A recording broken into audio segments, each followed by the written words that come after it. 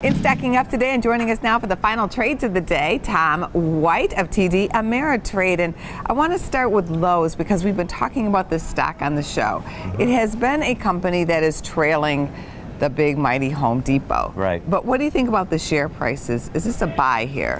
It's getting there. Close. Okay. Yeah, it's pulled back about 8% from its early May highs after a pretty mediocre earnings report.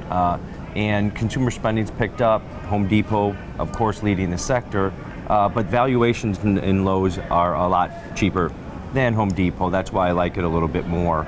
I think Home Depot's fully priced in their move, but moving into the summer season when people are fixing up their gardens, doing a lot more spending, I think, on their homes, I can see the shares pick up. I like it around that $78 and a half level.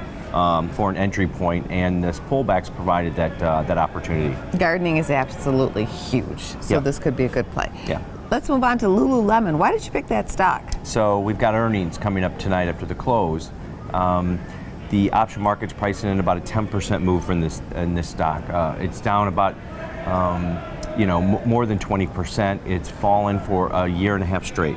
So what we're seeing there is kind of a different trend in apparel. And LuluLemon is kind of taking it on the chin here as consumers are spending their money elsewhere, on whether it's cars, other retailers online such as Amazon. So they've got earnings coming up.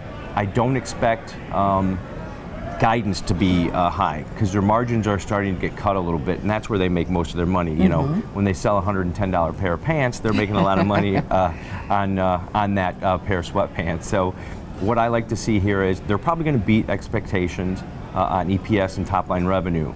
But what you're going to have to watch for is that margin number. If that margin number gets hit a little bit more, I could see the shares trending down to that $42, $41 share level. One other name on your list, Wells Fargo. Yeah, Wells Fargo. The banks, since the beginning of May, or beginning of March, have pulled back significantly from the post-Trump rally. And that's all due to interest rates. And the banking sector, whether it's JP Morgan, Goldman Sachs, Wells Fargo, they're waiting for that interest rate jump. 2 weeks, we've got the FOMC meeting taking place.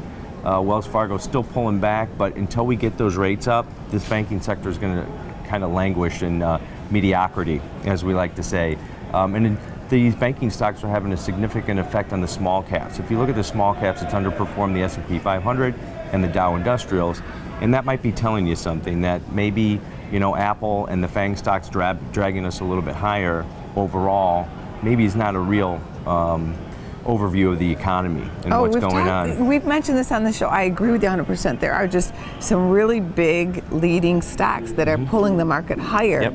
But not all boats are going with this tide. Yeah, that's why rising. I kind of like to hit on the small caps because it's historically a forecasting kind of indice for the overall market. So unless we can get those rates up, get oil prices back up, Wells Fargo it needs those rates, and the banking sector in general needs those rates to go higher for their stock prices to kind of take a rise. Well, thank you for coming on this show. Have a good day. Appreciate it.